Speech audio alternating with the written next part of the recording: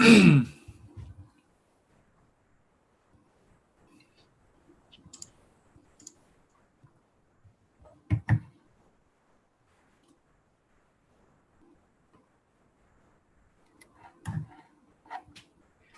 hello everybody, and welcome to the last session of this hackathon, the last presentation at least. Today we will present some of the featured NF Core pipelines, the pipelines that have been mostly used or that have been recently incorporated into NF Core.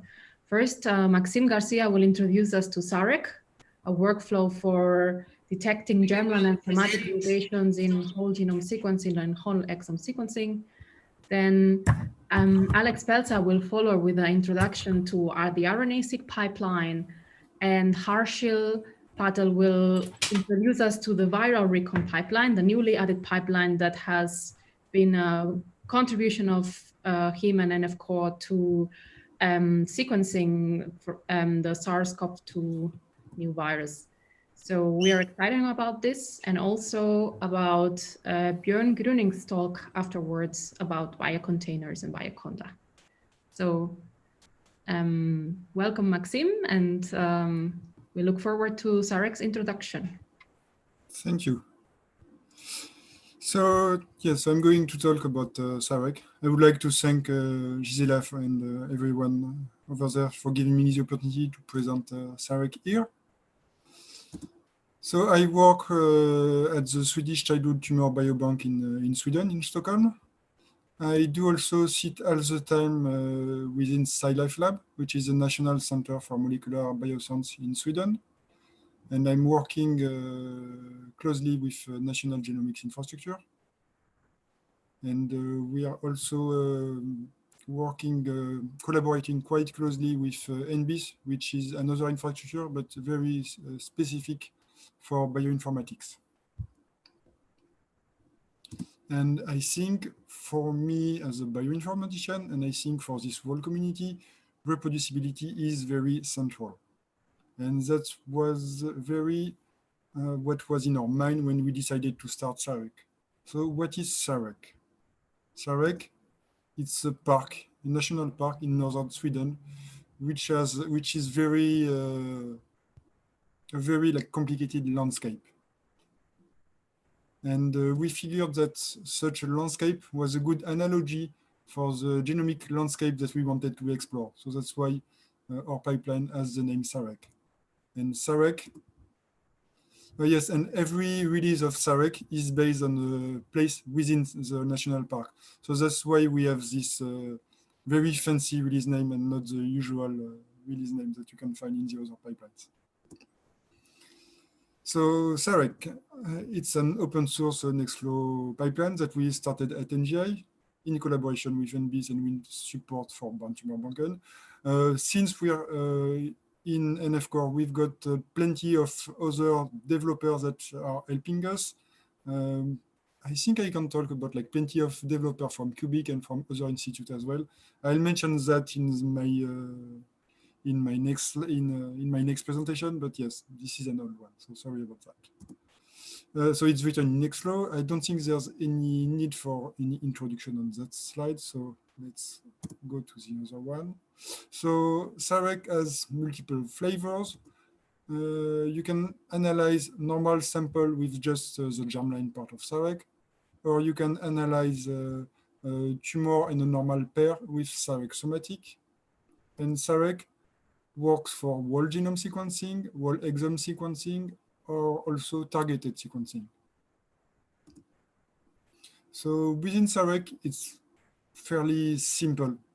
It doesn't seem simple when you look at the code, but basically what we do within SAREC is that for the preprocessing, we follow the GATK best practice. So I think the latest release is following the GATK 4.1.7, if I'm not mistaken. So it means that we read the map to the reference genome with BWA. We then mark the duplicate with pCAR mark duplicate, and we do the recalibration with the GATK base recalibrator. After that, we do some variant calling. So for the germline part, we use haplotype caller from the GITK. We use Strelka2 from Illumina. We use Freebase and MPileUp to resolve small indels and SNVs. And we use Manta and TDIT to find out structural variants. For the somatic variant calling, we use Mutec2 from the GITK, Strelka2 from Illumina, Freebase as well.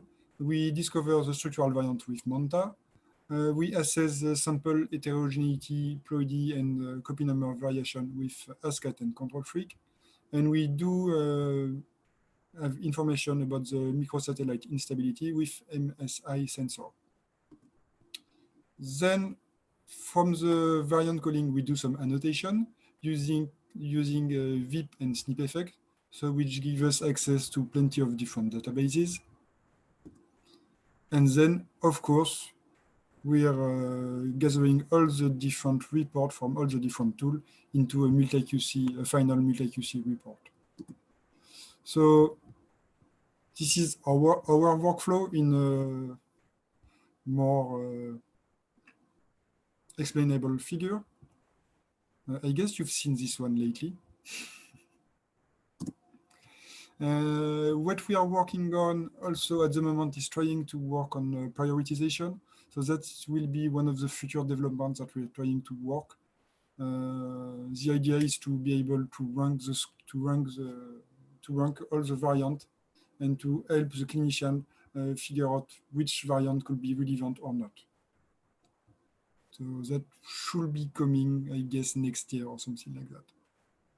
It's quite complicated. So what is coming soon? We've been working a lot on this hackathon. So we fixed a couple of bugs. We added the BWA MEM2 in the dev branch as well. And we are working with Gisela and Frederike on DSL2.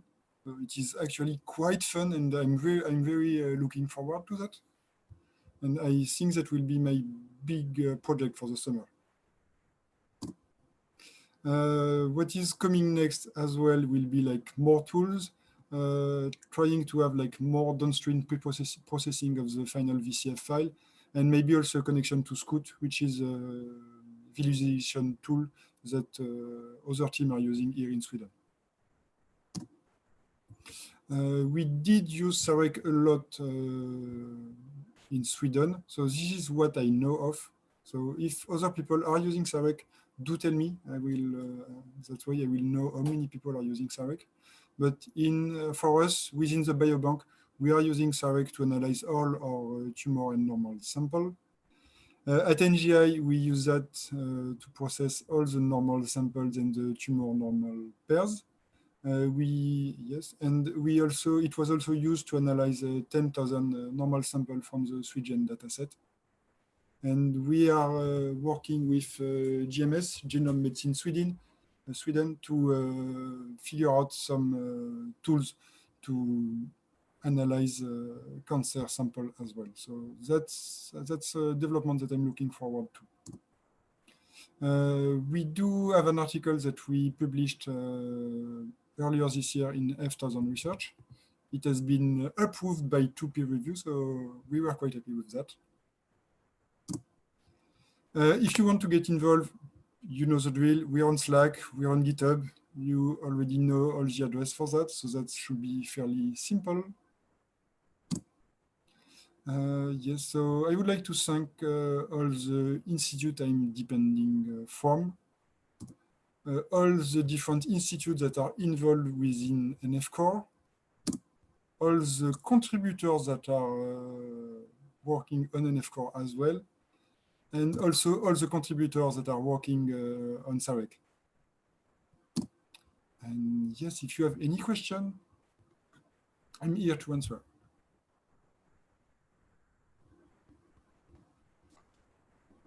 Thank you very much, Maxime. We got a really good idea about Sarek now, and I can definitely tell you that we use it at Cubic a lot. We have used it for a lot of our samples. It's the only pipeline that we use for whole exome and whole genome sequencing. So thanks for the developments. And it's also really fun contributing to it.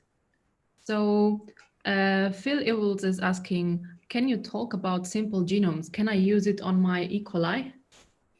Yes, so we started working on that, I think that was last year, maybe a little bit more. So actually you can use Sarek. The preprocessing will run following the GATK best practice, and you actually just need a FASTA file. So as a reference genome, you just need a FASTA file. So you can potentially run Sarek on any genome if you have a FASTA file. We are also, we are getting quite a big and bigger community.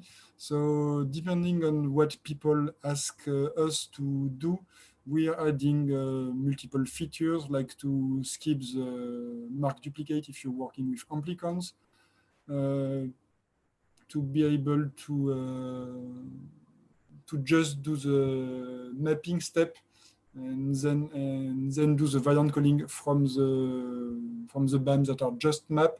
If you want to work on a genome on an organism that hasn't been analyzed a lot yet. So if, for example, you don't have any non-variant or stuff like that, and then you can do another round of pre-processing with the variant that you discovered.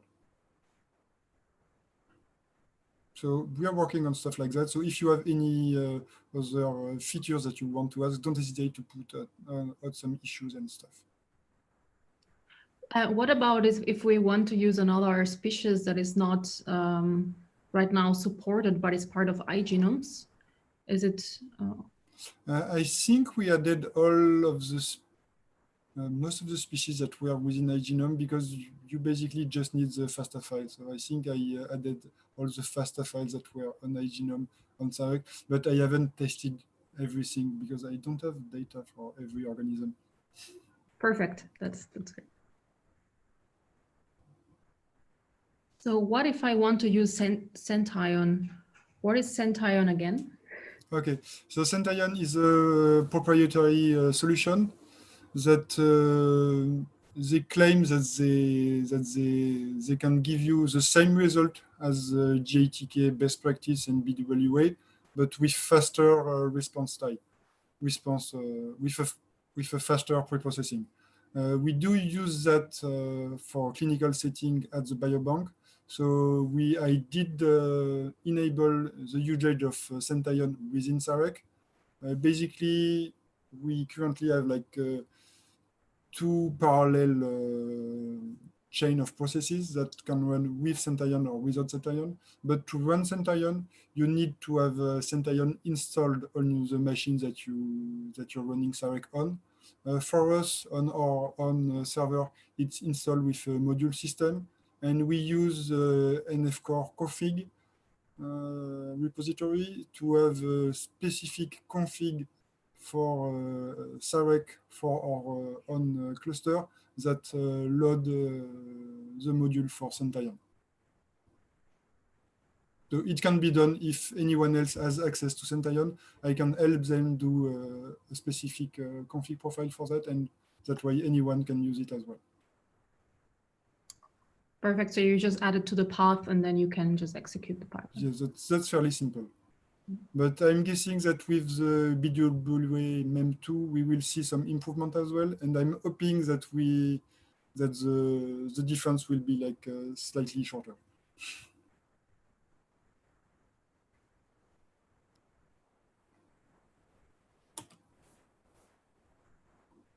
So Phil is asking, how do you test the pipeline?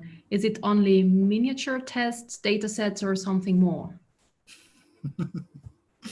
Okay, so currently what we are doing is that we are doing only CI testing with mini dataset, but I know that at NGI we are doing some testing as well, but that's not what I'm doing at the moment. I would love to be able to have some validation tests. We are working on that with you, actually, and with other people at NF-Core to do some real size test with real size data set on AWS.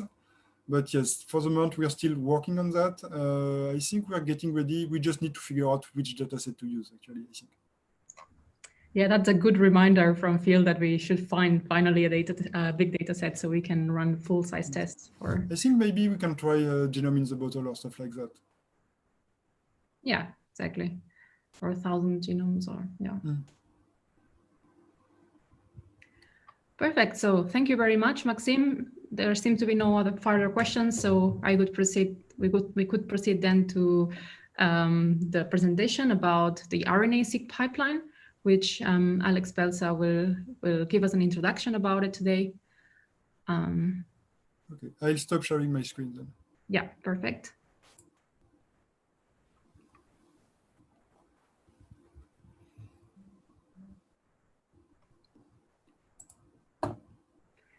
And I will use this time also to say that you can get some stickers about NF-Core and Nextflow, and also the SAREC pipeline. If you have already registered and given your postal address to us, you will already receive them by the next couple of weeks per post. If you haven't done yet, there's time to still go back to your form and either register now or update the form to add your postal address, and you will receive a sticker, NF-Core, Nextflow, SAREC, MultiQC as well. So.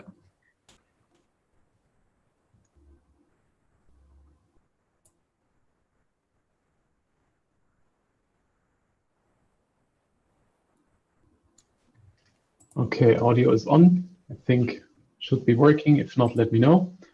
Hi, everybody. I'm going to talk a bit about the NF-Core RNA-seq pipeline, which is an RNA sequencing analysis pipeline with multiple features for quantification of RNA-seq data, which is one of the largest NF-Core pipelines and has been around quite a while. So I'm just going to be briefly going over some of the features, going to have a basic introduction in what it is, what kind of tools it uses, and then you can basically ask your questions if you want to. So as I already mentioned, NF-Core RNA-seq is a relatively old Nextflow pipeline. So it has been started in 2016, back then as NGI RNA-seq, so from people in the SciLife lab actually. So Phil Ewells was involved, and also, I don't recall the name at the moment, but there was another person there working mostly on the RNA-seq pipeline back then. Ricard, I think, was it. And more or less, you can say as RNA-seq is one of the pipelines that caught interest of various other groups who were looking at Nextflow pipelines as a way of doing their analyses. It was kind of motivating a lot of people working with Nextflow back then. For example, when I started using Nextflow in 2017. And I think a lot of other people are also using it as a prototype, or have been using it as a prototype to start developing anything in Nextflow. So you can as well see it like this, basically. So RNA-seq is kind of the grandma, the granddad of other NF-Core pipelines, because it has been there before quite a number of other pipelines, although I have to admit that at least the METHL-seq and the ChIP-seq pipelines were also quite old. And we started just simultaneously almost with the RNA-seq pipeline. But other pipelines such as BCellMagic or Eager or SAREC was just ported, I think, a year ago to NF-Core and wasn't in the NF-Core organization so far for quite a while.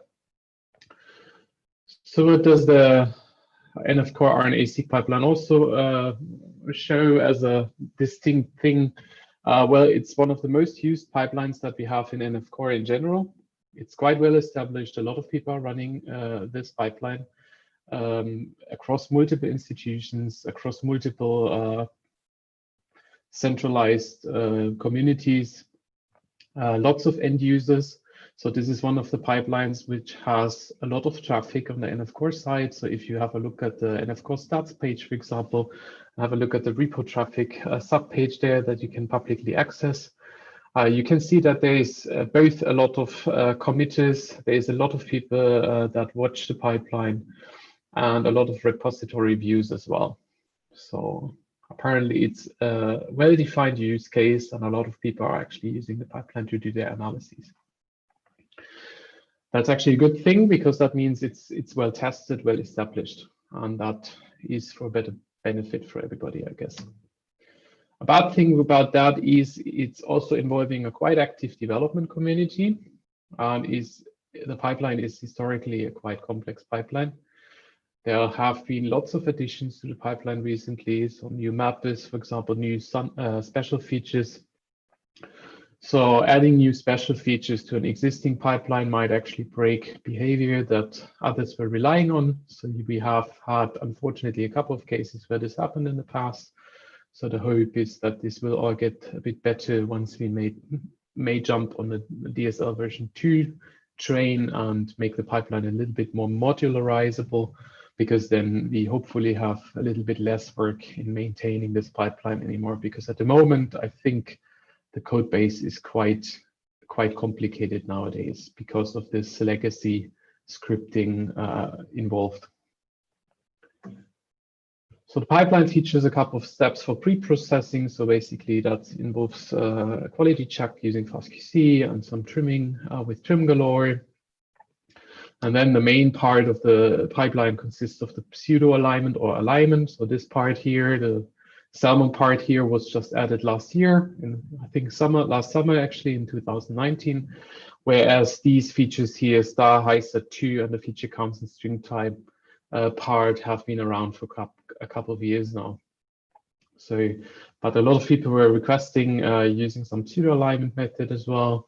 So we've been, so I think Olga was mainly pushing this, and also some other people were involved in pushing this and implementing this in the pipeline already. With respect to quality control, we have a couple of methods available inside the pipeline as well. So QualiMap, RCQC, we have a small script that does duplication rate detections with DuPradar.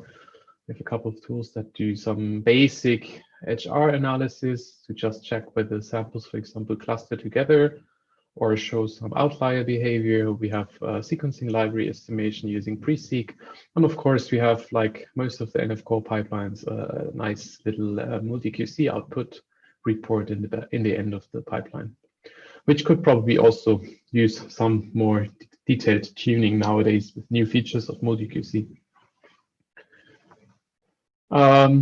So in summary, the pipeline can do a full from reads to counts and transcript quantification, and reports this in a standardized way, which makes it extremely easy to use the pipeline in various settings. So for example, back when I worked at Cubic, we were using this a lot for almost all RNA-seq projects. And I know that there are a couple of other, for example, NGI and also other institutions who are also relying on this pipeline nowadays to do their standard RNA-seq analyses.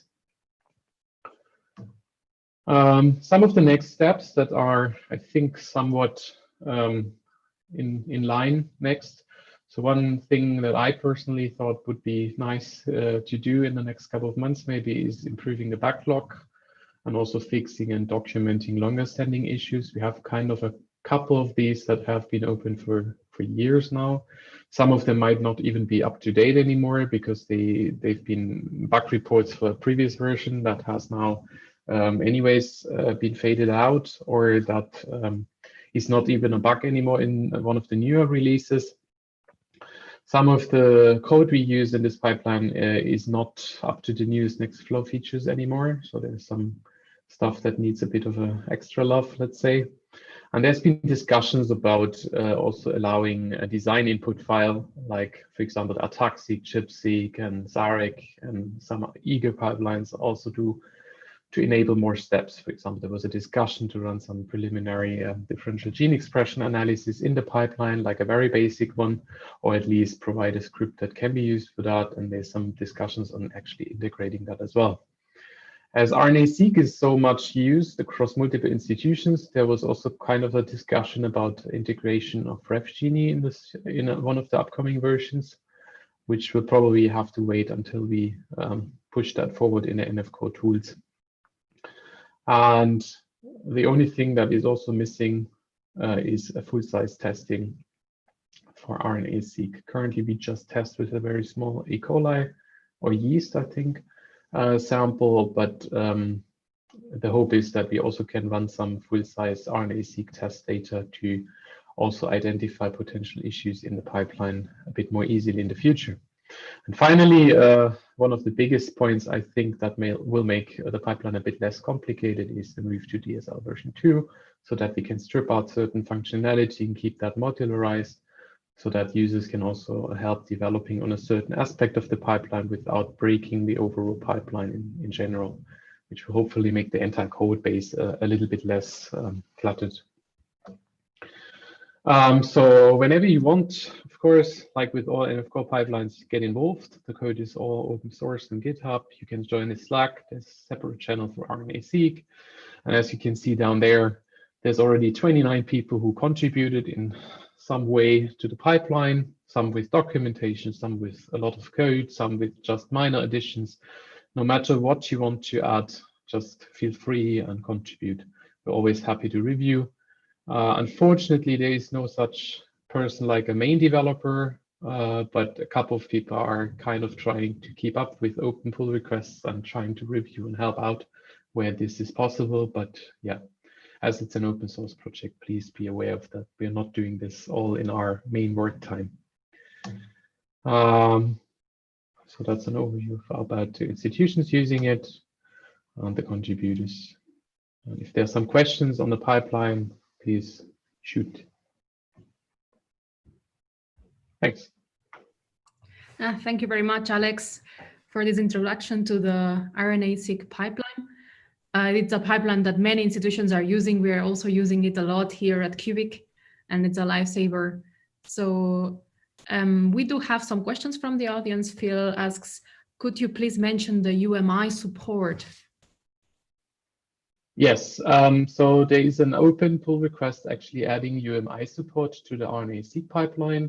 I think Gregor Sturm implemented it shortly before or during the hackathon, maybe both. And there's also been two other people, Kate and Allison, if I'm recalling the names correctly, reviewing and testing the code at the moment. Sorry if I'm not having the names right at the moment, but we hope that this is also making it into a new release of the RNA-seq pipeline so that people can also use UMI data.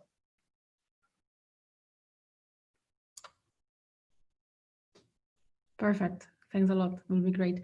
And do you know if the pipeline runs also on AWS? Have you tested it? Or? So we've been testing small test data on AWS, and that works quite well. Full-size testing, like running, when I'm referring to full-size testing, I mean like realistically big test data sets have not been tested so far. But we know that a couple of people have tried it on AWS, and for them it worked. So I suppose it works. Yeah. We have another question from Leon. I heard DSEC2 is also quite a common tool for RNA-seq. Do you have any experience with this one as well?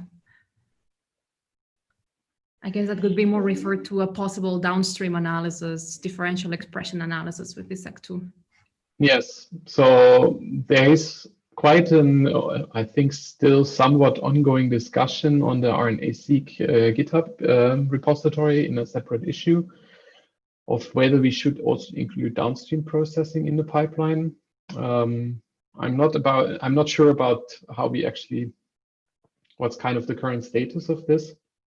So there was a couple of people involved. I think Gisela was involved, I was involved, I think Phil, Harshal, and some others as well were also taking part there and discussing whether it would be useful to add some more downstream processing to the pipeline. At the moment, this is kind of blocked by the missing input feature, because for that you need to have some more metadata to do that in a useful way.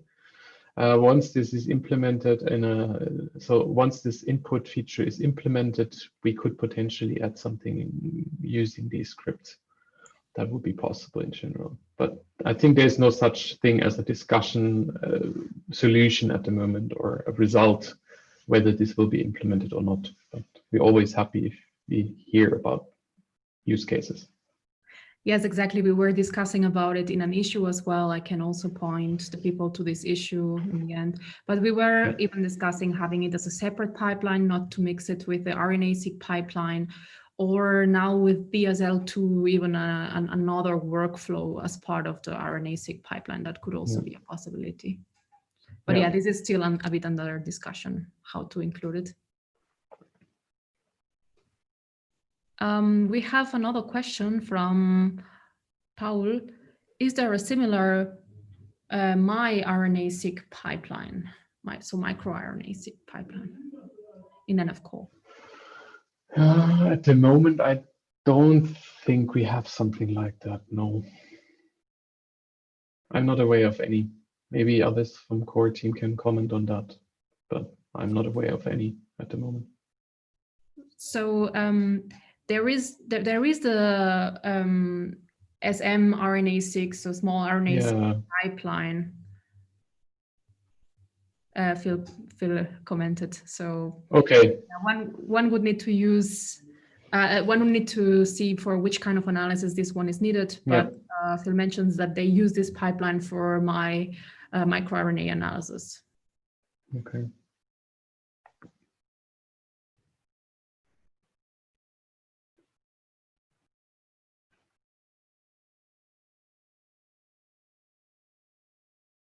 All right, we don't seem to have any more questions so far.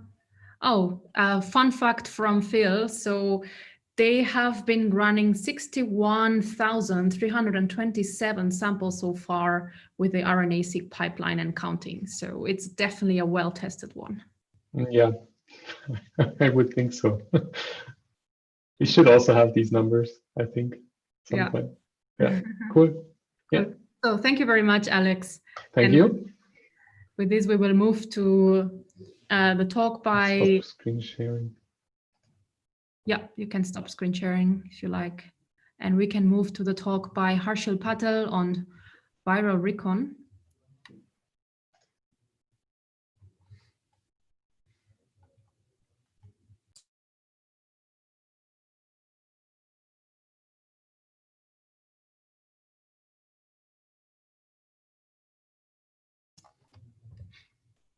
Perfect. Welcome, Harshil, and please share your screen.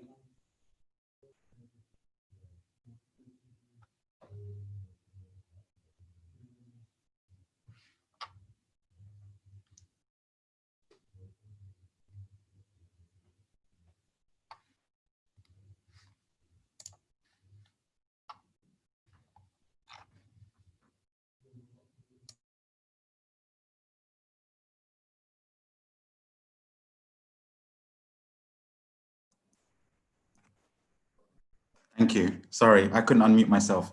And I can't share because apparently that's disabled by the host. Yeah, I have just made you co-host now. Okay. So you should be able to share. Yeah, sorry, I realized and I was figuring out how to. Perfect. Cool. There you are. Great. So we really look forward to your talk about this pipeline. It's been a pipeline that was released 2 months after starting being created, right? Yes, yes. It was quite a mammoth sprint to get this out. It's quite, yeah, I'll talk about that now. Perfect. So we look forward. So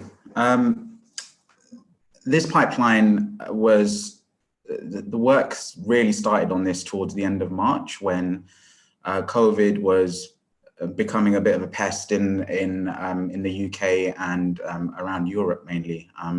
And NF-Core, the people in NF-Core decided that they wanted to help contribute pipelines to analyze COVID data. And if I must say so myself, I don't think there's a better place to put these pipelines, because you can imagine people trying to run these pipelines all across the world and would like to run it in a reproducible, standardized manner.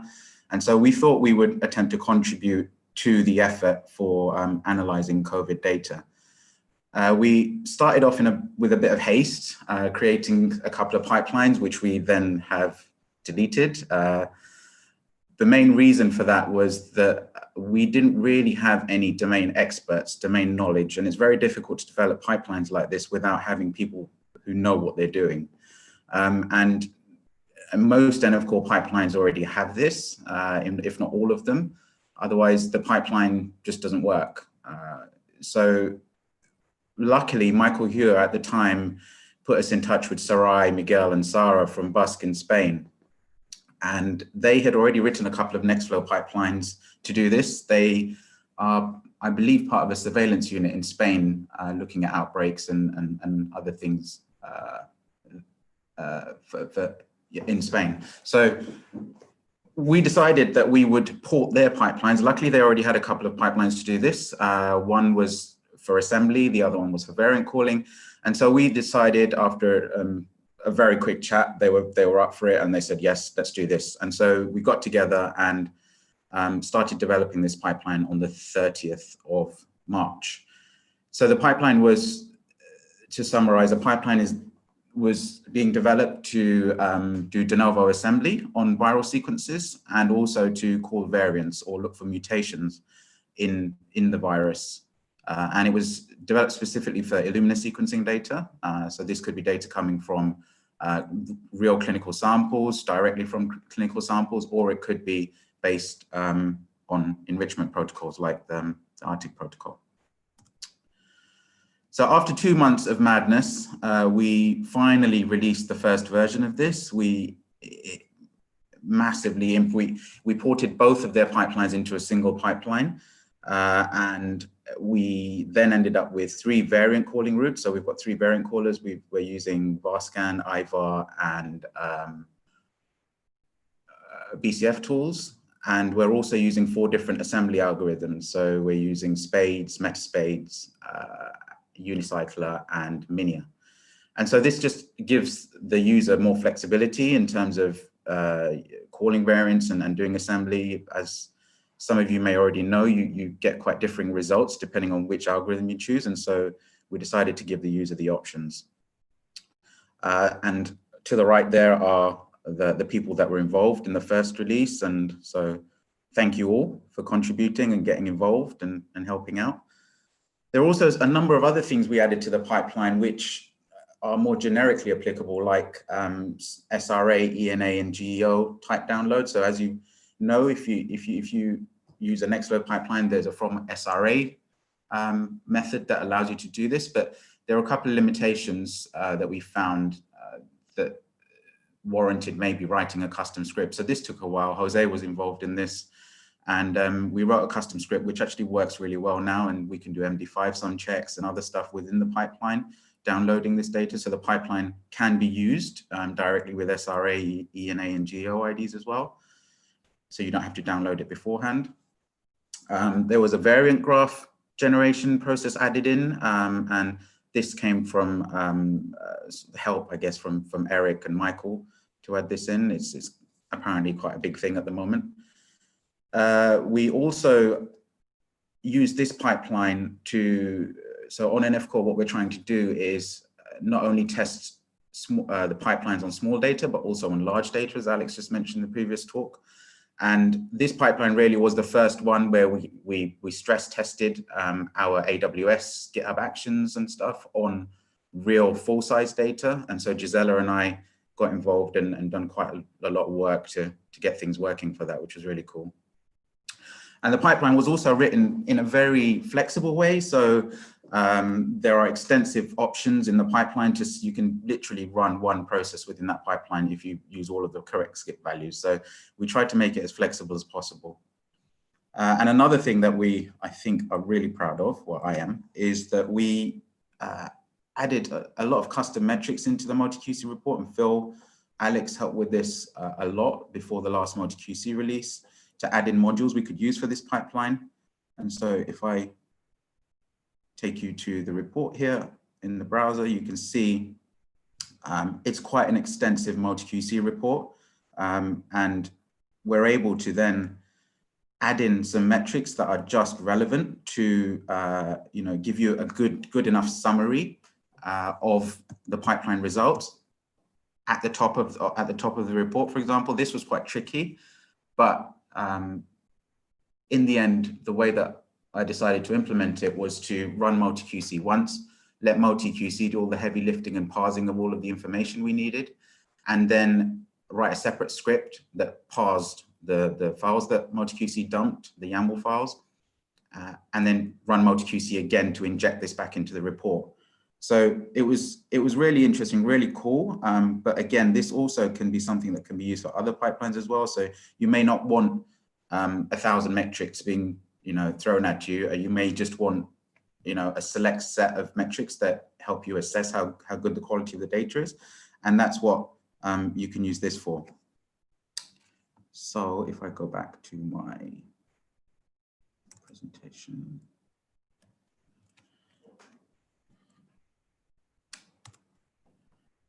So after the pipeline was released, the CRIC where I work, just to give you a bit of background, have been doing testing, RT-PCR tests mainly for healthcare workers from University College London hospitals or UCLH.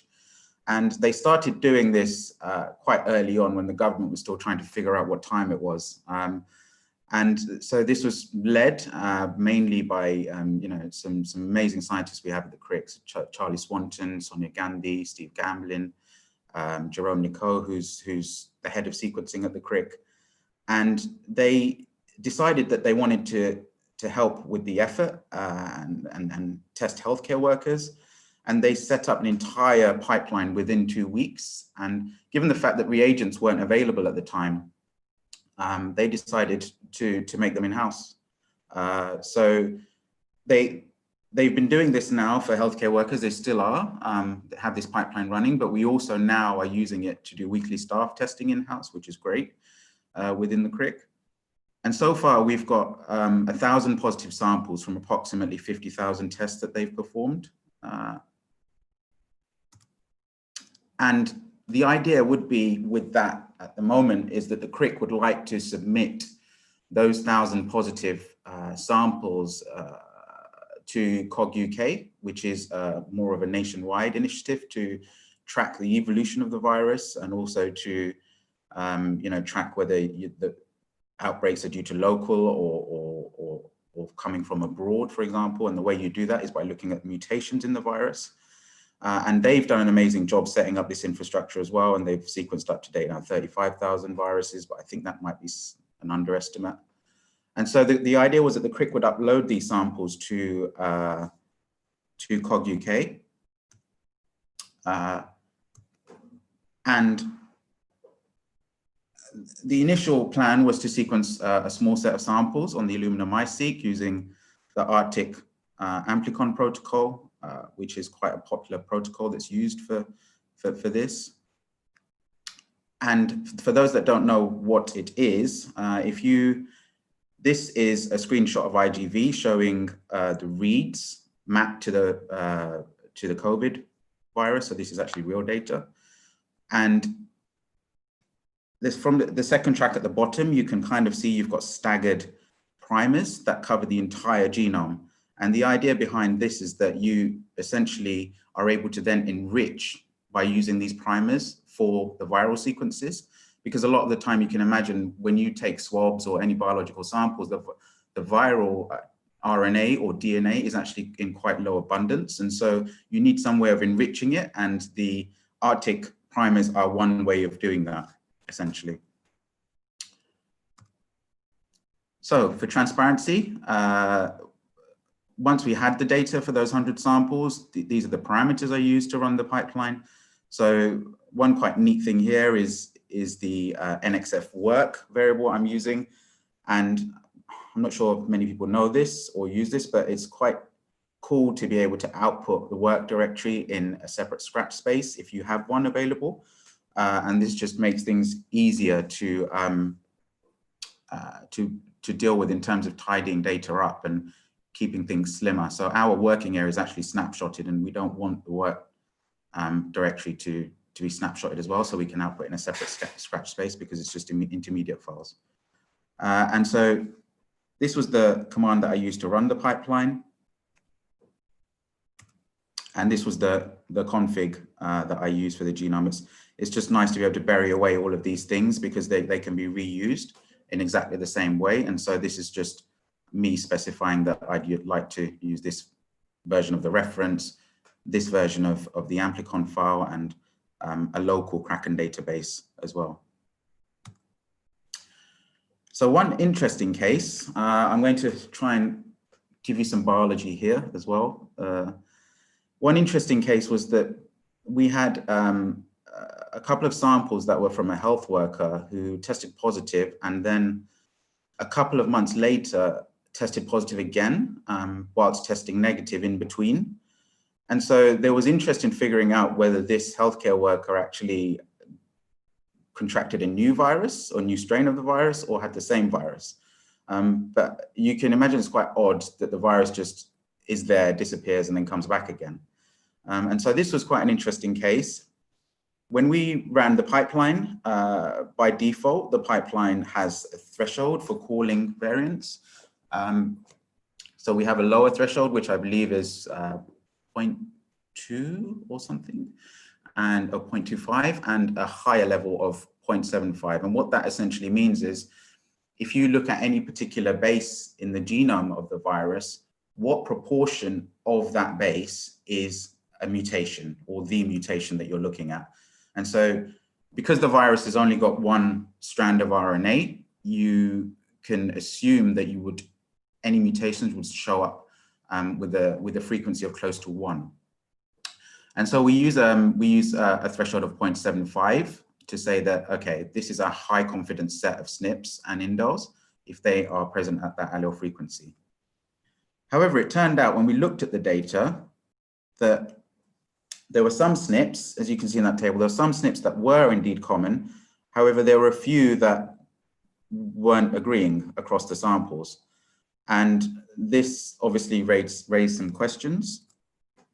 So if we look at one of the SNPs, you can see that in sample 2, you virtually have 0 coverage in that region where the SNP is called. So you can see the red line at the top, that's the mutation in the virus.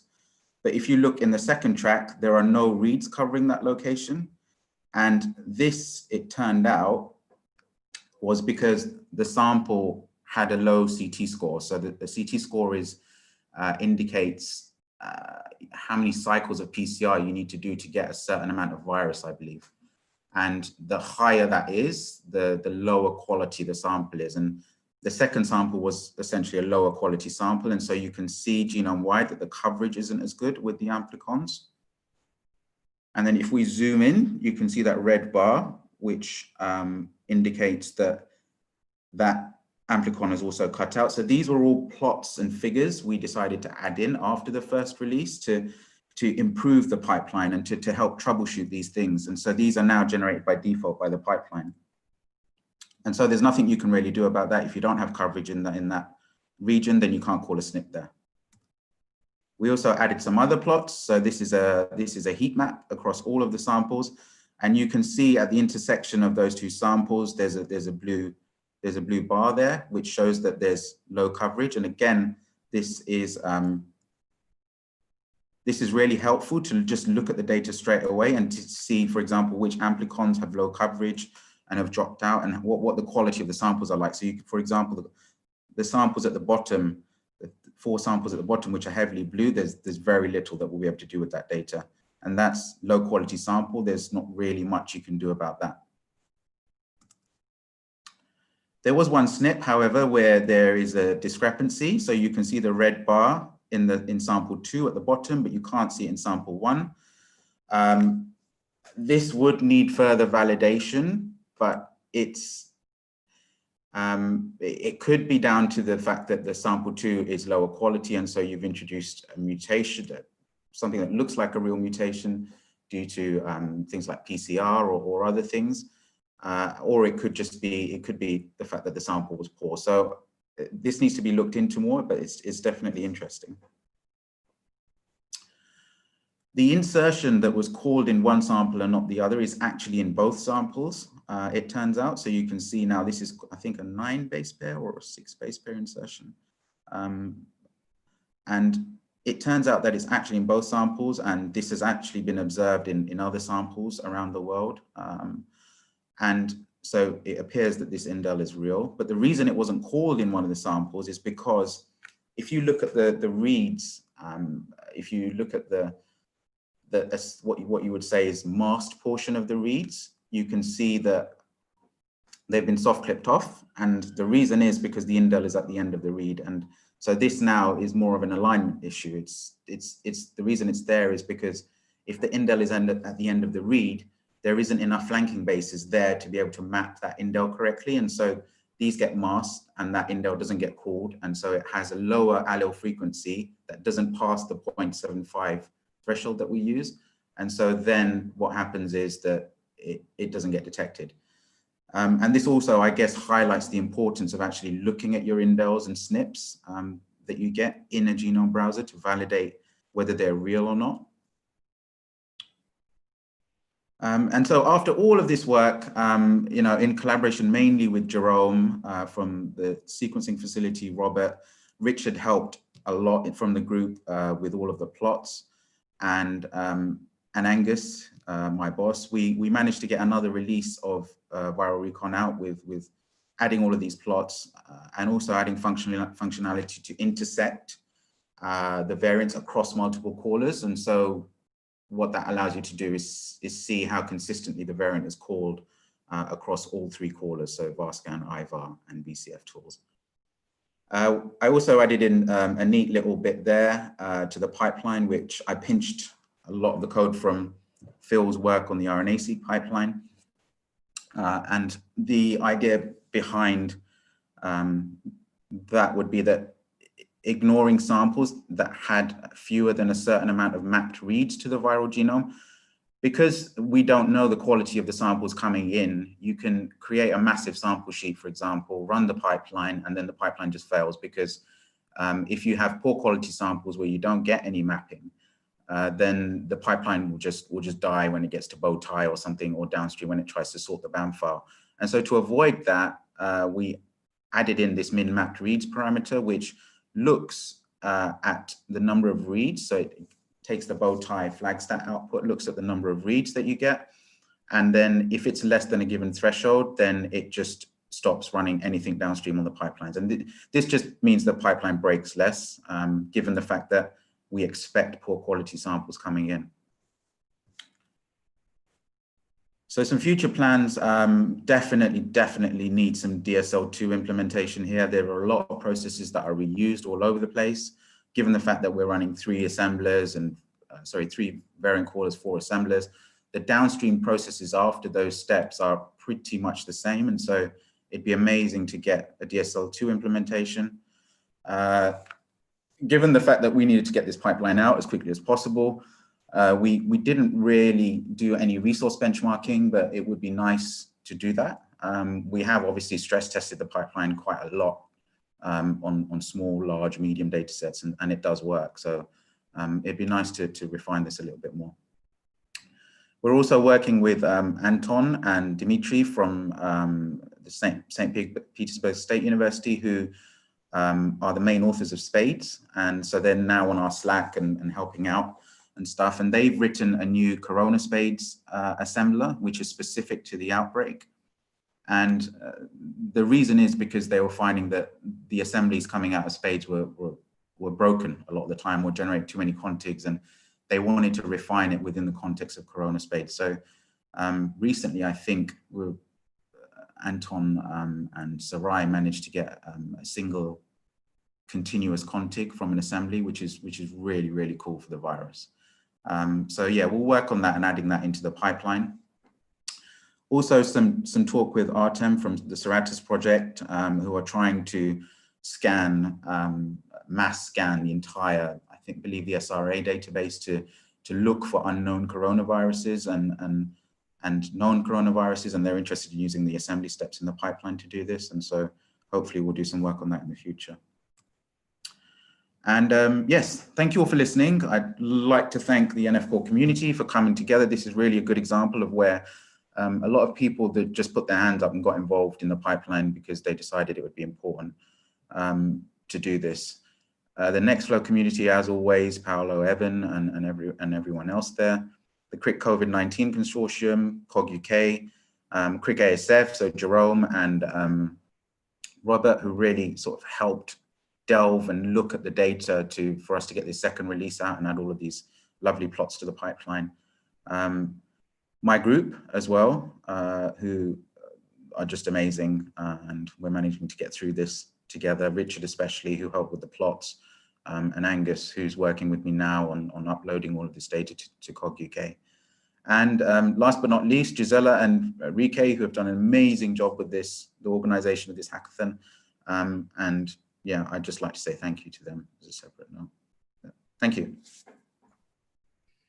And thank you very much, Harshil, for the explanation of this pipeline and also for your great job in leading this collaborative effort to develop the pipeline. It was certainly crucial for bringing it to a release, to a first release within just 2 months.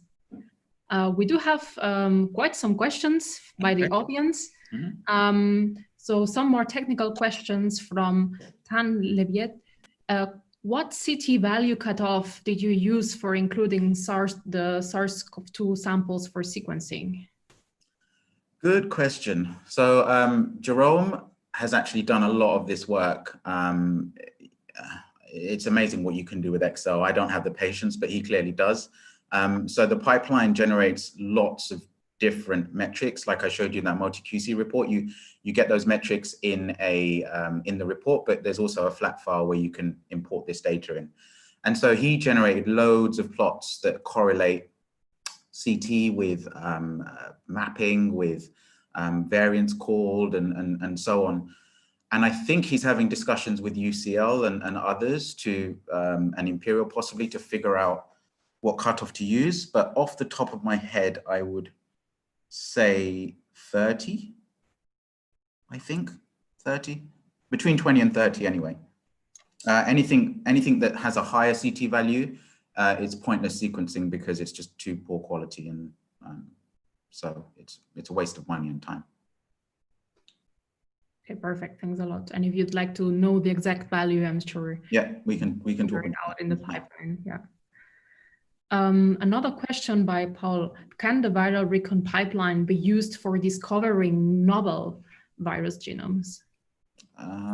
Yes, absolutely. So the variant calling branch of the pipeline requires a genome input, and so you need to know what virus you're looking at beforehand.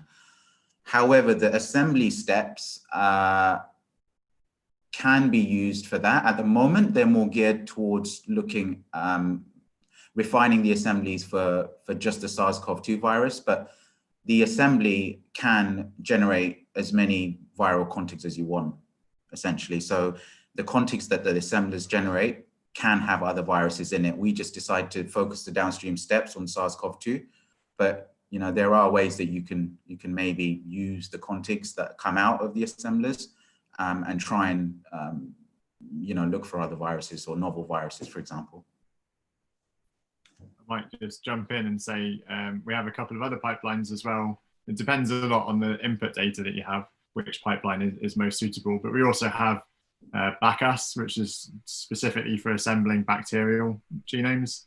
And we also have MAG, which is for metagenomics when you don't know what's in your sample, which does assembly and binning on k-mers. I haven't read the paper you linked to, but I wonder if MAG might be the most similar approach, just looking at figure 1 schematic.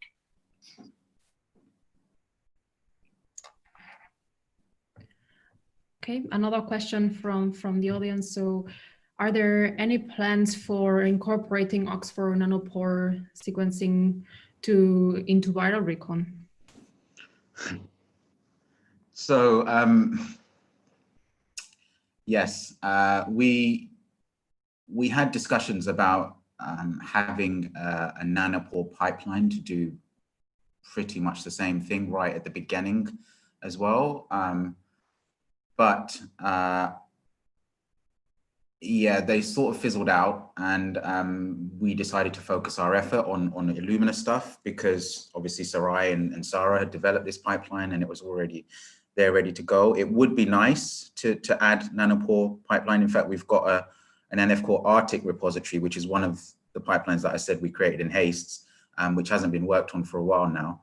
And that was actually created exactly to work with nanopore data as well, but apparently there were a lot of things changing at the time, and so we didn't do anything with that. But yes, it would be nice to add that. I think it would probably have to be in a separate pipeline though. Maybe as an extension to NanoSeq, possibly. Yeah. If anyone wants to help with that, that'd be amazing. Yeah, we have at least another pipeline that can also incorporate Oxford Nanopore technologies, but now I couldn't say if it was NanoSeq or Bacchus. It might be Bacchus as well, actually, because I think Alex added Nanopore support to that, possibly. Yes, it can work with Nanopore data. Yeah, the variant calling and all of that type of stuff is a bit more customized, which you know, which may require a separate pipeline or be added in a different context, maybe.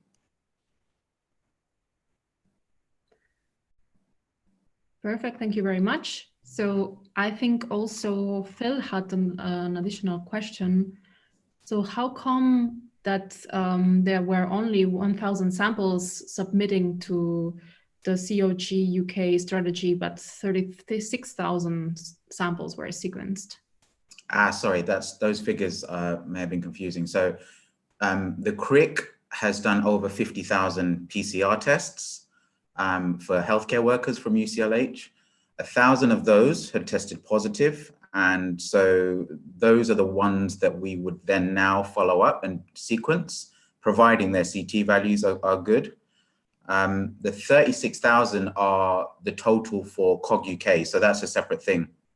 COG UK have their own initiative to sequence the virus, and that's coming from various universities and the public health agencies in England that's coming together to do this.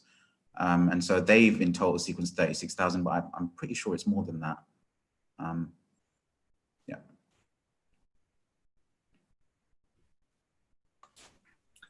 I thought I might quickly jump in and have a quick mention of multi-QC, just because, you know, it's my pet project, and Harshal's done loads of work on multi-QC as he showed for this pipeline, and it's been, I really like working together with other people who are using multi-QC for a very specific reason, because it comes up with all these weird edge cases and real life use scenarios, which I never anticipated. And this was a great example of that.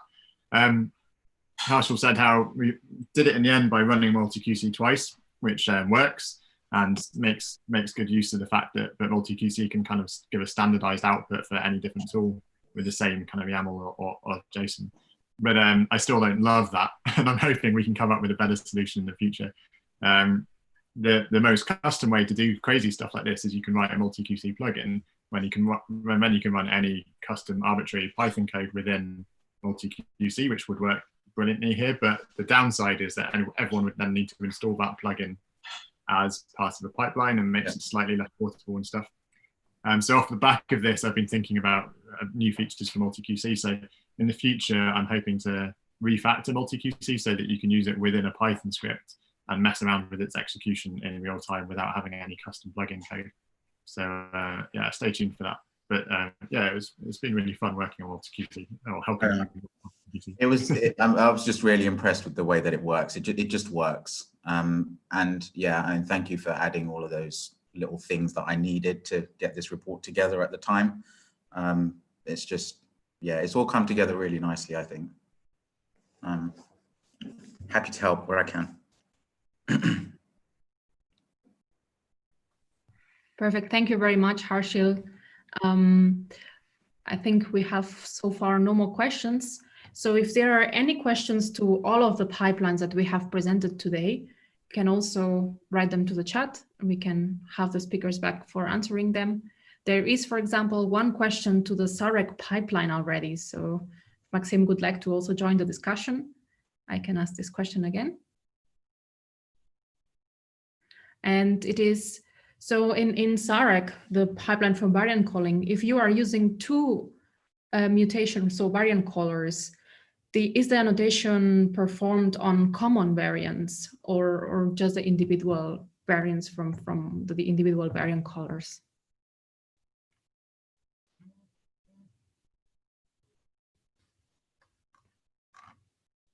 So maybe. Yes, sorry, I was just away for 5 seconds. What was the question already?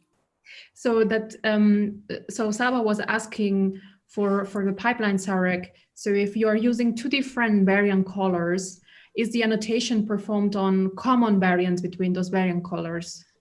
No, currently we do the annotation on the result from each variant color.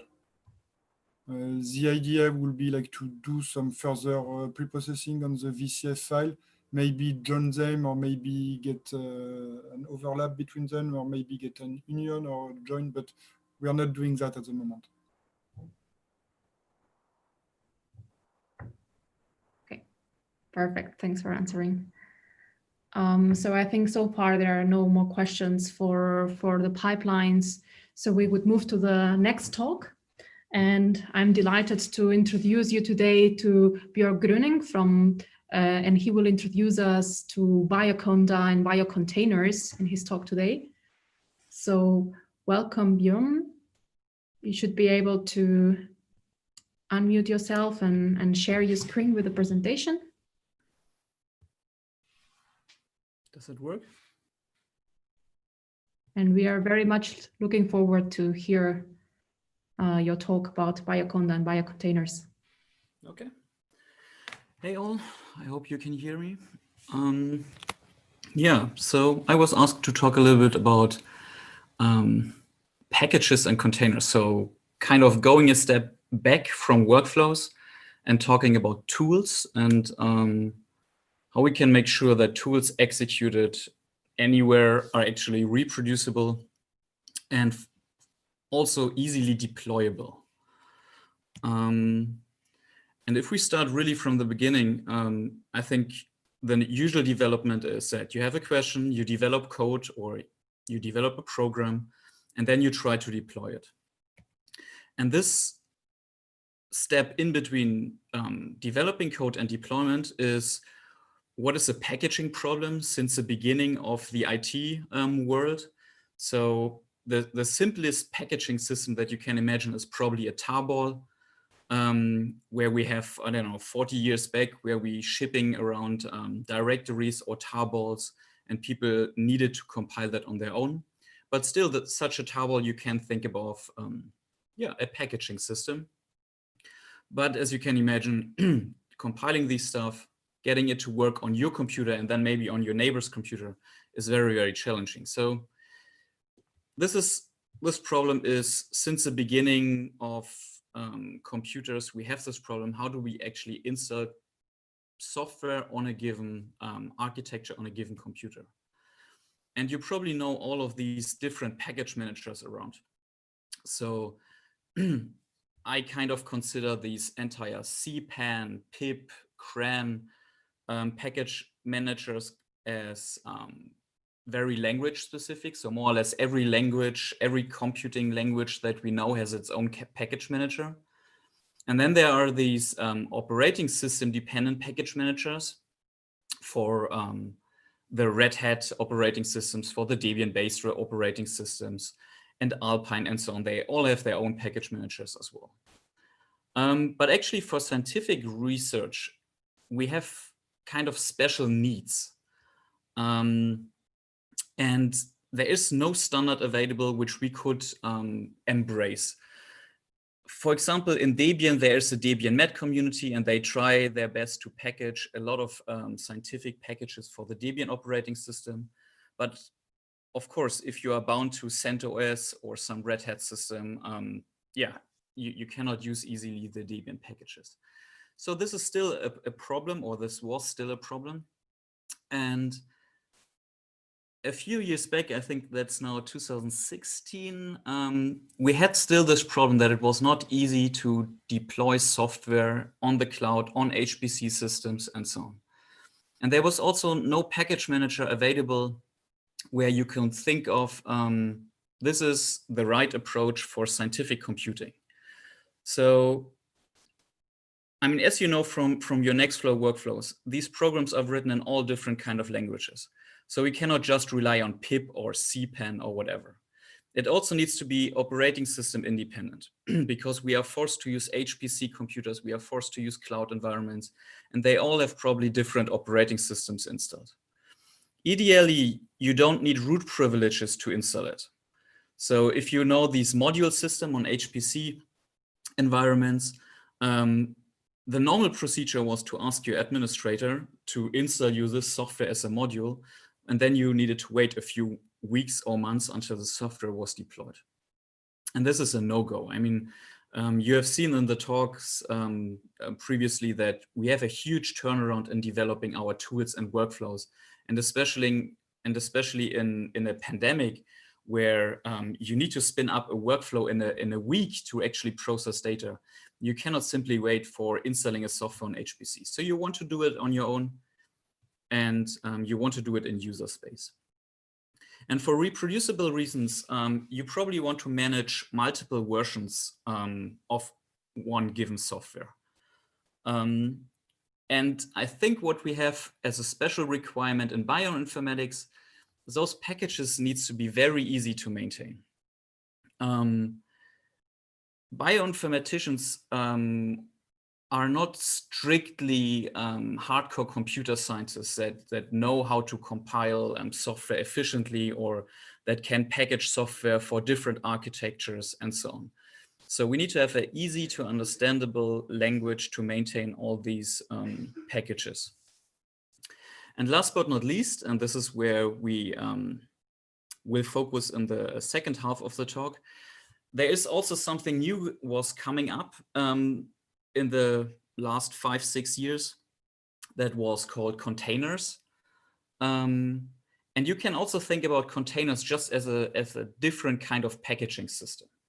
Containers have different requirements and has a few nice features, but essentially if you have a Docker container, it's nothing else than a package that you install, that you run, and so on. And the question was, where is the community going?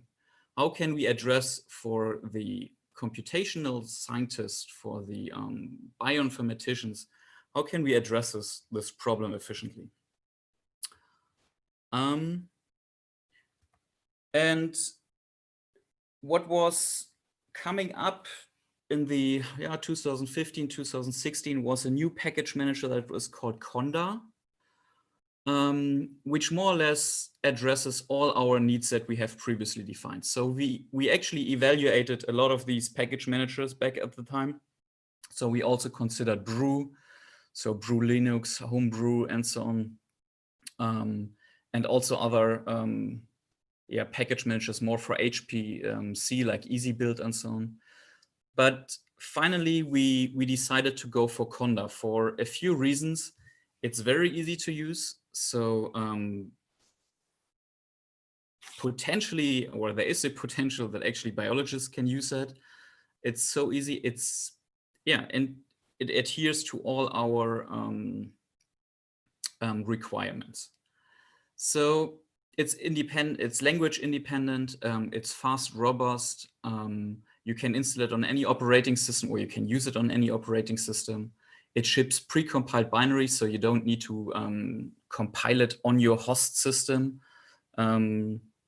which makes it very fast also and very reliable. And you can manage multiple versions of a particular tool, so which is for reproducible a key argument. And Conda is also kind of easy to write. I mean, we saw the rise from the 2010 on that YAML is more or less dominating the field. And you can write a Conda package in YAML to a very large degree. So you define more or less the tarball where you get the source code, you define build requirements, runtime requirements, a few other metadata elements, if you like. You can have tests as part of your package, and then you pass it on to a continuous integration system. It will build your package, and everything will hopefully work. So this is how you build packages in Conda. And back in 2016, we actually created a community that is called BioConda, that is specifically meant for bioinformatic packages.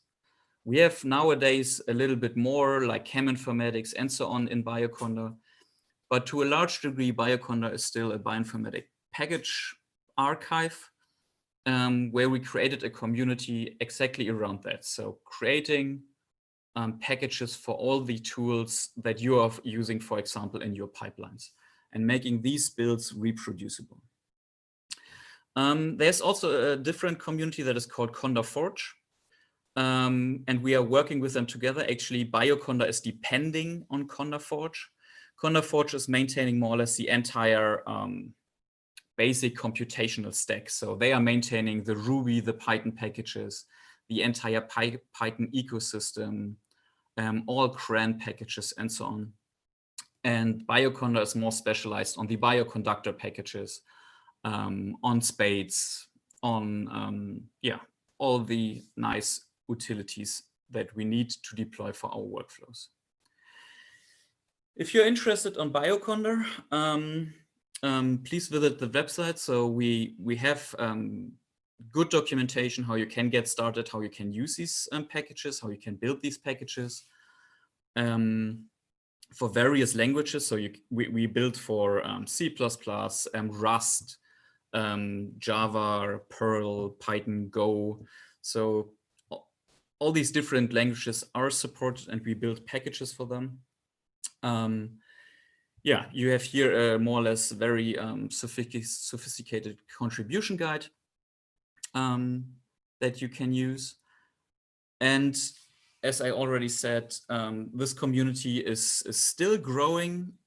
So we are currently maintaining more than 7,000 packages for you. But we also see that the growth of packages is kind of saturated. So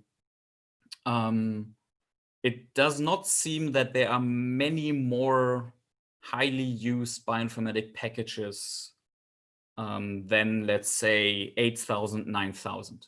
So this is kind of the number that we need to deal on bioinformatics, that what we estimate. And I think we have the most common used bioinformatic packages already here, packaged and maintained. So have a look at that if you care about it. From a community perspective, yeah, it's kind of a large community, and we have nearly 1,000 contributors, and we merged in the last years more than 20,000 pull requests. You see, it's an international effort. And what I'm in particular proud of is that this is more, or it seems that Conda or Bioconda has established as the common base for all different kind of workflow managers.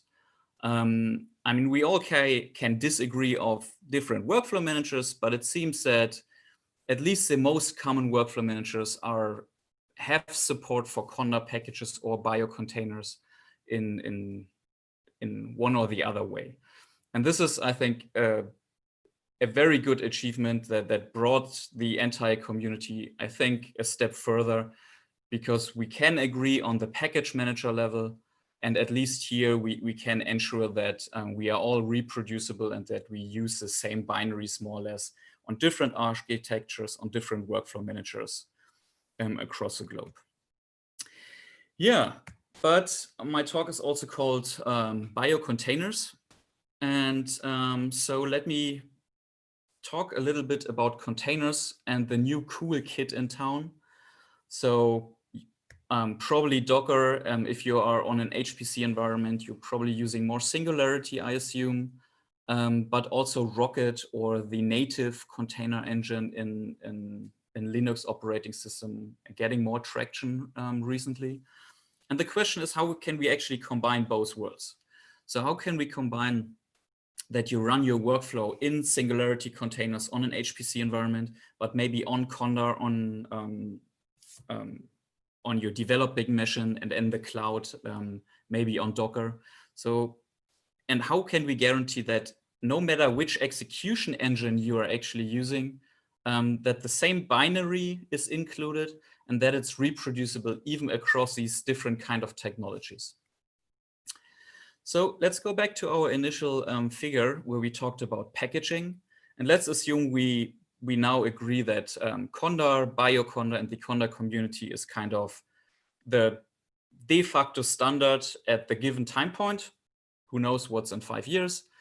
But let's assume we have these Conda packages and we are kind of happy. But now for reproducible reasons, for different other technical reasons, you want to create containers and you want to use containers. So what we are doing here is we have developed a system that now converts your Conda package into a container.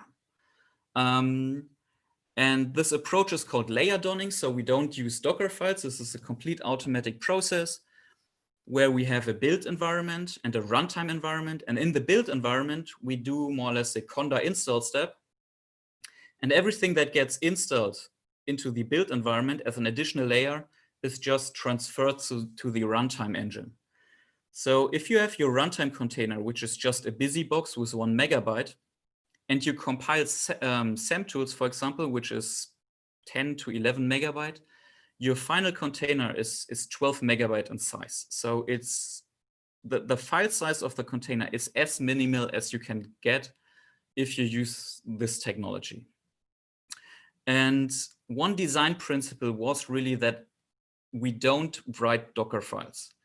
I consider Docker files as kind of reinventing a package manager again, right? So we have seen that many people started to do configure, make, install in a Docker file to just create a container with SAMtools. I don't want to reinvent the wheel here again. So we invented, hopefully a smarter approach to create these containers. Another aspect of that is that we can completely automatize this entire setup. We can run it on CI systems.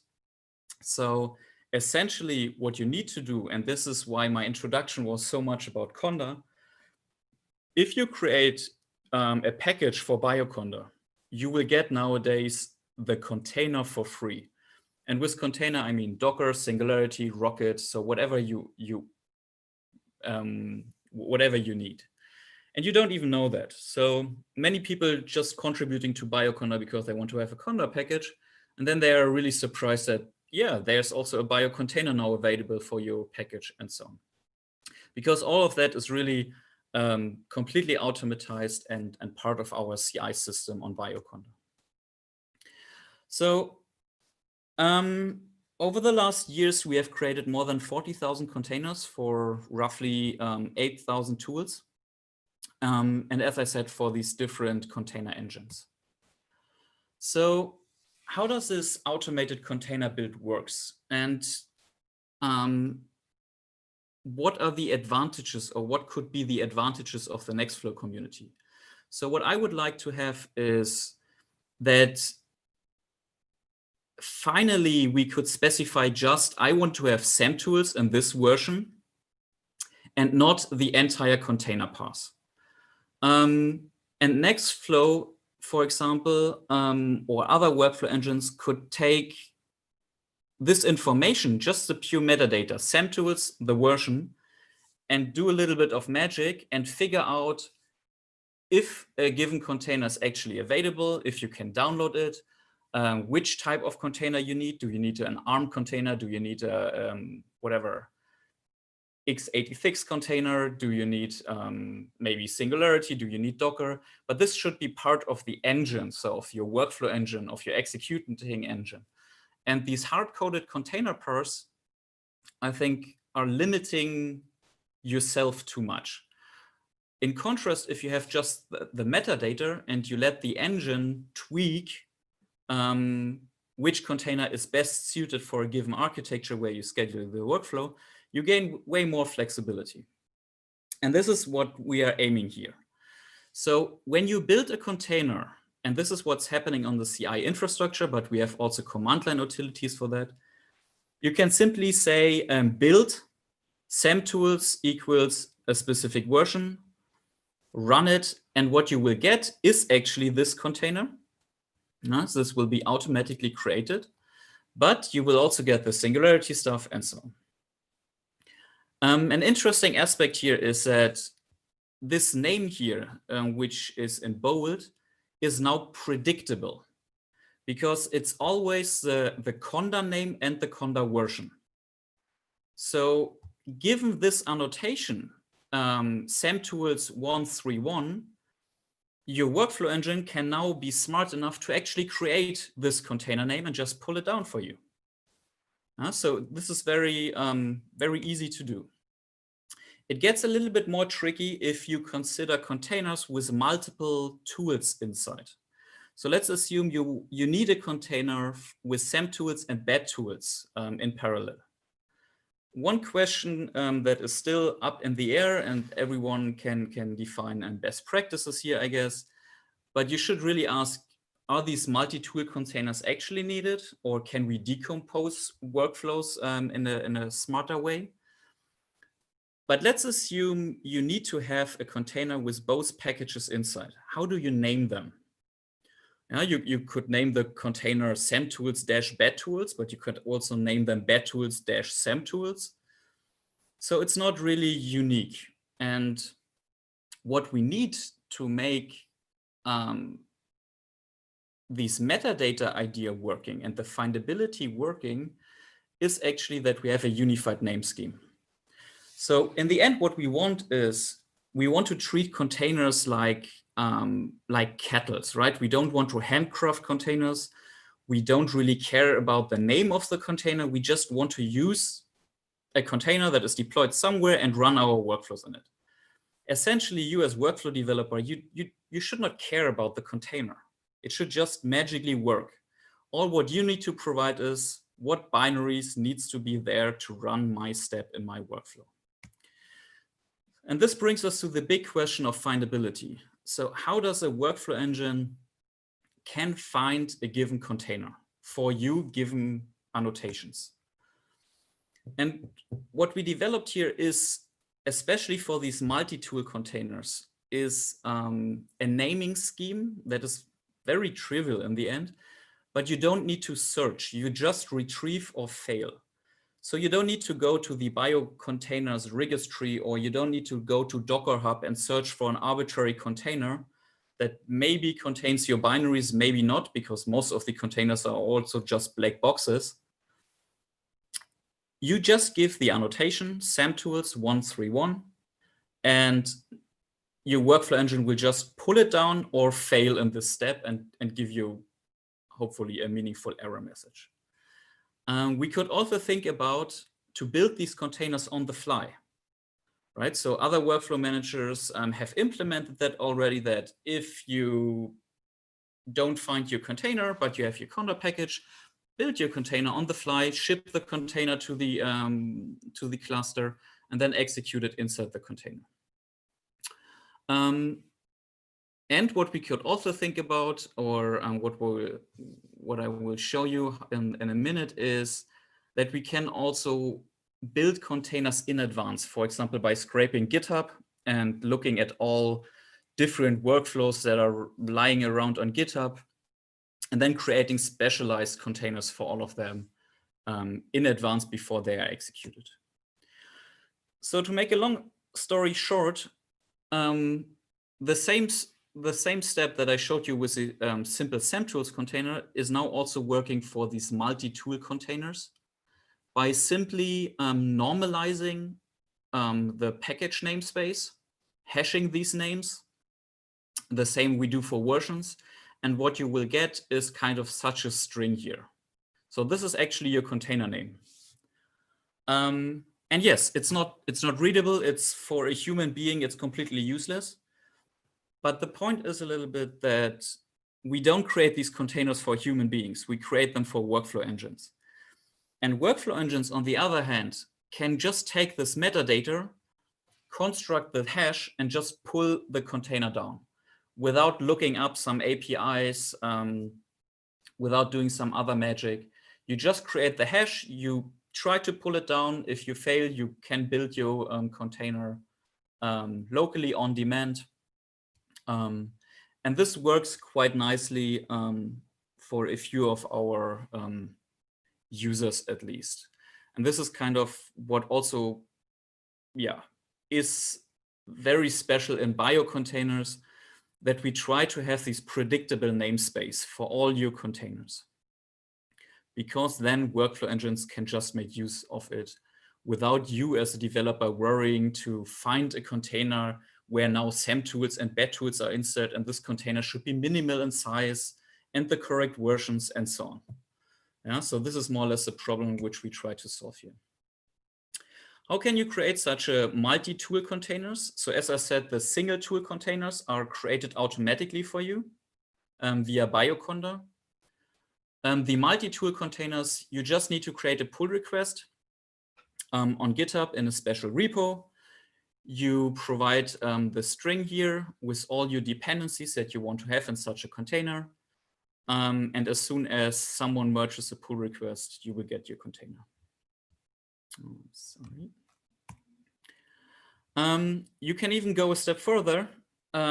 So we have also bots running around that are searching for workflows, for example. And if they find a workflow where no container is available, so for example, here again, our example of BED tools and SAM tools, and there was no container with this particular BED tools and this particular SAM tools version. So the bot has created this pull request.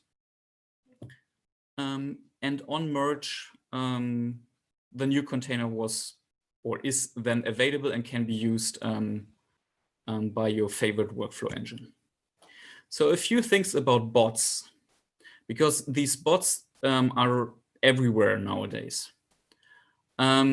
So even on the Bioconda level, we have now a bot that if a developer, so if Phil is releasing a new multi-QC version, there's actually a bot running around and creating new Bioconda pull requests that just needs to be merged. So even that process is kind of automatized. We still require a community review, but essentially the pull request is created. Someone needs to review the pull request from the bot and merge it's in. If it's merged, the bot or the CI system is creating actually the container for you, is pushing the container. There is a bot that updates tool descriptions or your workflows, if you think about that. Then there's another a community review kind of reviewing your workflow updates, if you think about that in this way. If you actually have a step in your workflow which require multiple packages, there's a bot that creates these multi-package containers for you. And finally, there's a bot that triggers the workflow tests for you. So, I mean, all the system is a little bit scary if you think about it, that we drove it so far that most of that is now automatized. But on the other hand, that's probably what we need. We want to care about science. We want to analyze data, and we don't want to care about how do I compile a package? How do I get SAM tools insert on my cluster environment and so on? But also keep in mind that all these bots needs to be maintained and so on. It's hopefully less maintenance effort than if you don't have the bots. But the people that care about the bots is way less people than the other people that would create manual pull requests. So it's a shift in responsibilities, which is probably not good. On the other hand, a lot of people are quite happy that this bot is keeping track of new versions for all software that we maintain. So essentially, you can assume that nowadays, for all high quality bioinformatics tools, you have every version now as Conda package and as biocontainer. Yeah, who's using it? And as I said, this is kind of cool because all these different workflow engines, or the most used ones, are actually making use of that. And they are actually sharing code, at least from the ones I know that are written in Python. They share actually library codes to pull down these containers and so on. So I think that's really cool that we have a common ground, a common denominator to actually work here together and improve the packaging ecosystem, so the tool side of our ecosystem. Yeah, and with that, I would like to thank all the different communities that have contributed in it, all these different funding agencies. There's a lot of infrastructure needed to keep that running. So, I mean, just think about 40,000 containers, what is that in size? And we replicate all these containers in different regions in the world. We have CVMFS repositories for all Singularity containers, also distributed and mirrored across the world. So there are a lot of funding agencies included that try to back that up, but also make the download and availability of all these containers hopefully super robust in the future. So even if NIH, whatever, cuts funding, that we have mirrors in Europe, in Australia, and so on. So to keep the ecosystem in our community still kicking. Okay, thanks a lot for listening. Happy to take any questions. Thank you very much, Björn, for this very interesting talk. We can also say for the NF Core community, Bioconda and biocontainers are indispensable. So already for including tools in NF Core pipelines, there is a guideline that they need to be added into Bioconda or any Conda channel. Otherwise, we cannot use them as inside the pipeline. And now moving to DSL2 and modules, biocontainers are getting more and more important. Mm-hmm. So we have a lot of questions for you. Thank you for joining us today. And we could get started by a question by Phil, which is, could you tell us a bit more about this mold tool? Is it a tool that you wrote, or is it a general tool that you are using? So that's so this is a tool that we developed here in Freiburg. It's super simple. I mean, if you think about it, it's you have these both containers, these runtime engine, the build container and the run container. And what you are really doing is you're triggering the installation in the build container, and you make sure that everything that gets added in addition gets copied to the runtime engine. The mult script or the mult technology actually works for different package managers. So for example, you could create for all Debian packages, Debian containers. The disadvantage of Debian is that if you trigger an apt-get install and you will get these new additional software installed, the runtime container needs also to be a base Debian runtime engine. So it's whatever, 60 megabyte in size.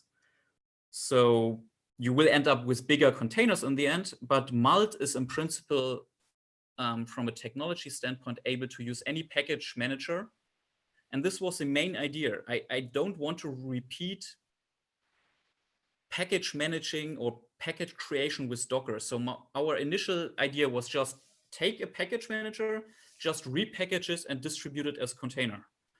And this is also the reason why we did it initially for Debian, for Alpine packages, but then considering that Conda is actually going until zlib with all these dependencies, we based biocontainers on Conda packages, but the technology is completely independent of Conda. And maybe I forgot to say that, I mean, I'm completely aware of disadvantages of Conda and so on. And who knows if Conda will survive the next 5 or 10 years. But this is not, I mean, I don't worry too much about it. The only thing that I worry is that our ecosystem and the things that we developed can be transferred to new technologies, right? So we have packages, we have package managers, so move them just or convert them just to new freaky technologies. And if this is Docker or Singularity or whatever comes next, I couldn't care less. I mean, this is not what I'm really motivated in, right? So I just want to make sure that whatever comes next, we don't start on the baseline again and configure, make, install again and again. And this is wasting too many resources. So yes, Mult is independent. It's developed, it's a very small Python script, a little bit of Lua code to define different tasks, but essentially it's converting from a package manager to another package manager. And it can be easily replaced by fancier code. So there's really nothing special here in this entire talk, actually. Can I ask a very quick follow-up just to clarify something? So correct me if I kind of got my understanding wrong here, but you've got this 1 megabyte kind of base image that you're putting the new stuff into for the package. So presumably you don't have a whole operating system in that 1 megabyte. So what happens if my tool, which is going in from Conda, needs some kind of underlying operating system commands? Where does that come from? Yeah, this is. I should paste in maybe here the conversation with Paolo. This is exactly the point where I discussed it. I don't know. This is already 2-3 years ago. With the Nextflow core developers that if a workflow engine assumes Unix command line tools in a container, that's probably a bad design decision. And this is where we kind of disagreed in the beginning. So because Nextflow was, I'm not sure if it's still, I don't know, it's not still, but it was relying on a specific version of PS and other very bare metal command line tools, but they are still different if you don't use the GNU PS utils, but if you use whatever the BusyBox or the BSD version of these command line utilities, you get a different behavior.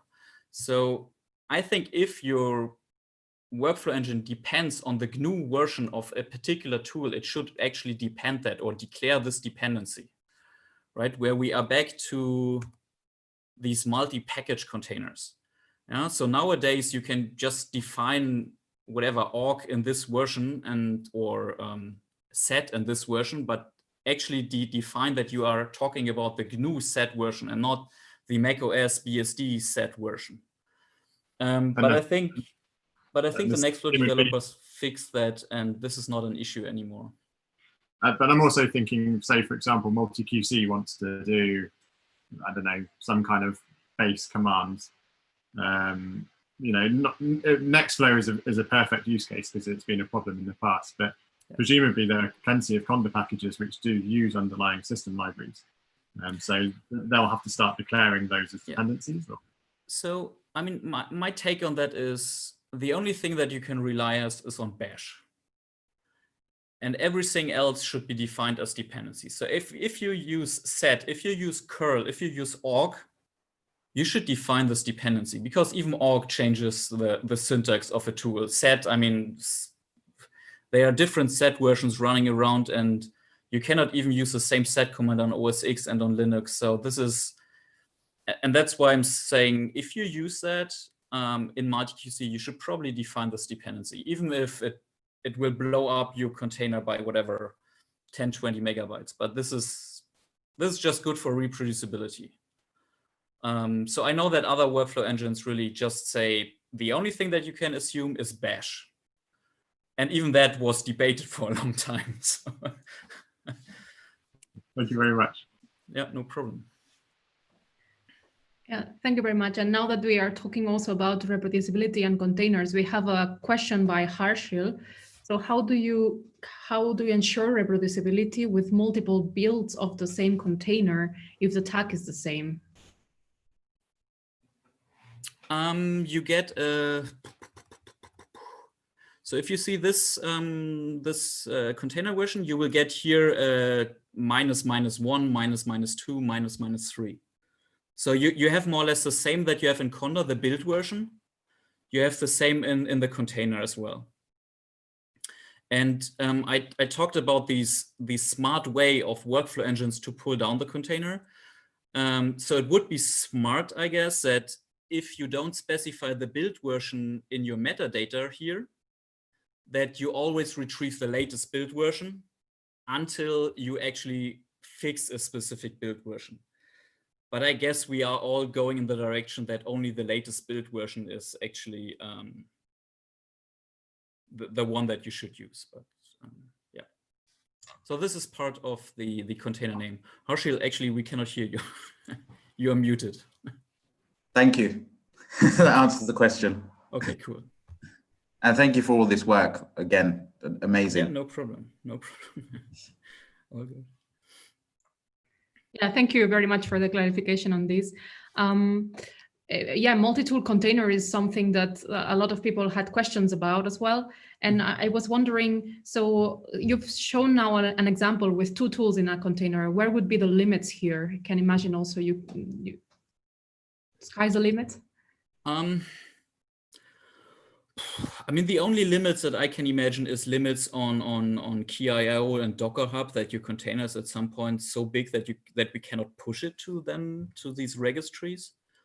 Or let's simply put it, the restrictions of a Docker container.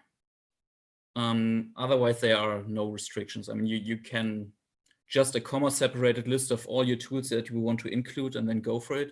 But again, I mean, my personal opinion is that this should not happen. We should create workflows that are decomposable, that ideally has only whatever one tool in one step. I know this doesn't work always because whatever certain mappers create a SAM file and you probably want to convert it directly into BEM in the same step. But I think we should aim at minimal containers with minimal dependencies. Yeah. Thank you. Thank you very much for clarifying on this. And Harshil had another question as well. So are there any plans to build more standardized R or bioconductor images with multiple packages there, or this could be handled in a similar way as these multi-tool containers? Not sure what you're, so bioconductor. So what we are doing, so bioconductor is a little bit special again, as always. So we are actually building automatically all bioconductor packages on Bioconda. So if they release every 6 months. So a month later after they release, we most likely have most of their containers built. But these are only single package containers. So we don't put the ESEG2 with whatever, a GoSeek together in one container. And the reason, I mean, I don't think it's Bioconda problem, and it should not be Bioconda's concern. I mean, we have developed this this URL here. We have developed this repository exactly for this purpose, in the sense of if you need 2 bioconductor packages in one container, just create such a pull request here, and then you get your container in 10 minutes. But again, I would say these should probably be 2 steps in a workflow. But yeah, if you need it, create it. So you see here that this is an example of the XCMSS package, and they also need Color Brewer for whatever reason. So we have this container now. And the same can go for 2 bioconductor packages. Yeah, this often comes up about, I mean, even in our group, as to how we maintain bioconductor within the group, because often, and try and keep things reproducible, because often you need multiple packages to run a single script loaded within that environment. And if those packages are in single containers, then obviously you can't run that same script across multiple containers. So you need some way of having everything within the environment. And I think Phil in the group has gone with a Conda approach. So we have a local Conda installation, which we try and update with packages if we need to. But I guess this is a common problem for a lot of people, as to how to maintain bioconductor packages locally and also reproducibly, and also not having to, to minimize the maintenance of it, which is, I guess, is why I was asking if there's some sort of, plans for even maybe coming for R or bioconductor to build their own images for standardized packages within the same environment that you could just use without doing anything. But I guess this is an exponentially complex problem, right? I mean, if your arbitrary R script is depending on 7 different packages, I mean, we cannot create a priori all different combinations of tools. So that's why I'm saying your R script should, in the first place, maybe be splitted up into 3 different R scripts, if possible. And if not possible, okay, then let's create a container for your group specifically, and keep that container updated.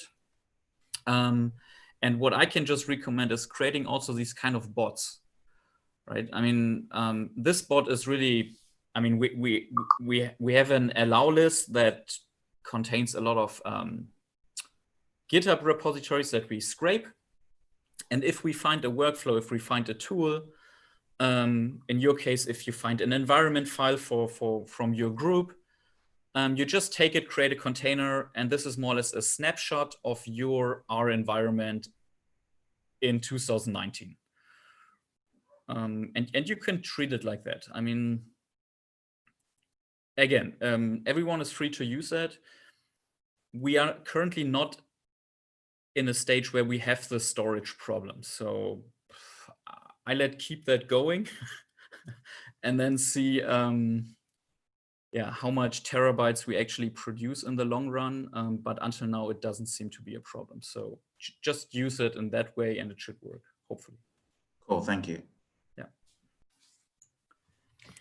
Yeah, we were wondering then if all NF Core repositories could be also added to that to that whitelist. So let's do that in the first place. And then, I mean, I'm always a fan of let's try it and let's see how far we come, and then yelling at people to give us more storage. I mean, this is what we so this is what we are doing for the Galaxy community for all Galaxy tools and workflows, and these are now whatever 3,000. And yeah, I don't think it's a problem, not yet. It might be in the future, but let's wait for that time. Okay, so one last question regarding biocontainers. So Docker images are hosted currently on Quay.io, and are Singularity images hosted online anywhere? Mm-hmm. Question by Phil. Yes, that's correct. What was the question? Sorry. So if Docker images from biocontainers are currently hosted on Quay.io, Mm-hmm. and are Singularity images hosted anywhere? Yes. So the beauty of Singularity images, it's a file, so you can actually share it via FTP, rsync, whatsoever, and this is what we are doing.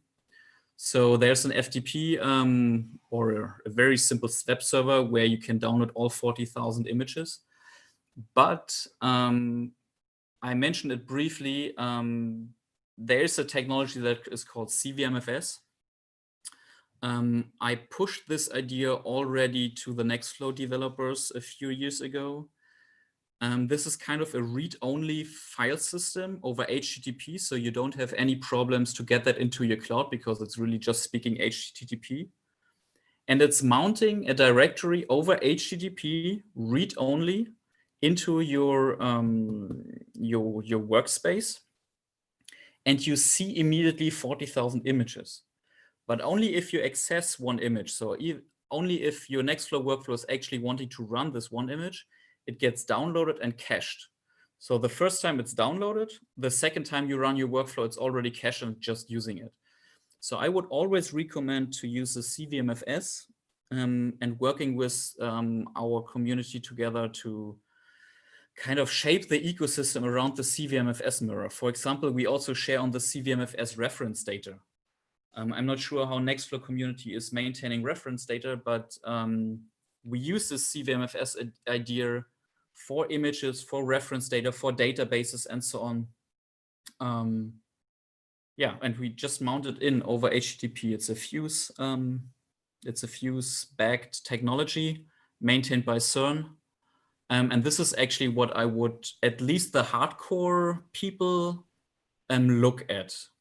But the most easiest way is obviously just go to the FTP and get your Singularity images. Super cool, thank you. Sorry, I dug it up actually while you were doing questions, and I found it's a Galaxy FTP somewhere, I guess, that you're keeping. Yes, exactly. So this is hosted by the Galaxy community, but yeah, as long as we have funding for that. We've been looking for something similar for years, and we started off using Singularity Hub, but then we were hit by the usage requirements. And then we wanted to use Singularity IO, but we can't automate that because you need to manually renew your key every 30 days or something. And I'd sort of given up. So if we have all of the biocontainers Singularity images, that's great, because so the main thing we want that for is actually for people running offline, so that it make it easy to grab the Singularity image on whatever little small laptop you're using. It doesn't have to have Singularity installed, and then you can just pop it over. And if you can just download it from an FTP instead of building it every time, that's really helpful. Yeah, you could create a staging script or something similar that just stages the containers that you need for a workflow on your notebook, and then can go offline. Yeah, exactly. Yeah. No, it's good to know about, and I'll look up the file system that you're talking about. Sounds exciting. Yeah, just drop me an email. So we have an Ansible role that will install your CVMFS and set everything up. So CVMFS is an awesome technology. You have some kind of geolocation also included.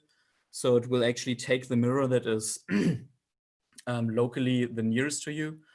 And what we do in several European projects like Elixir and EOSC is that we build now CVMFS mirrors in Europe, Australia, and the US. So I think it's a neat way to solve the reference data problem, for example, but also the container problem in the long run. Yeah, very nice. Thanks. Thank you very much. We still have some questions regarding Bioconda, the first part of the talk. So question more for beginners, that we've had this situation sometimes in the NF Core community, in this, anyone can publish a package on Bioconda, or do you need to be the main developer of that tool? No, everyone can do that. I mean, you need to go through a review process, but you can update Phil's package. So if someone reviews it and approves it, yeah. People often do, because I'm too slow to do releases. Yeah, no, everyone can do that. Yeah, but the nice point is that we have a lot of upstream developers now. So this is actually where you know that a project is kind of successful, right? I mean, at the beginning, you crowdsource everything, and everyone is building all packages that you need, but that you not maintain. But if the upstream developers popping up, and then you are on the second stage, and that's then pretty cool. But everyone can contribute, and I warmly invite everyone to contribute here. Perfect, thank you very much. So there should be no excuse left not to add tools to. And final question, so do you have any tips for people who suffer from long-lasting environment building? Depends on what you're doing. So if you deal with R packages, include R base in your environment definition. So pin more or less R base to 4 or to 3.6. So this will help. There are some discussions of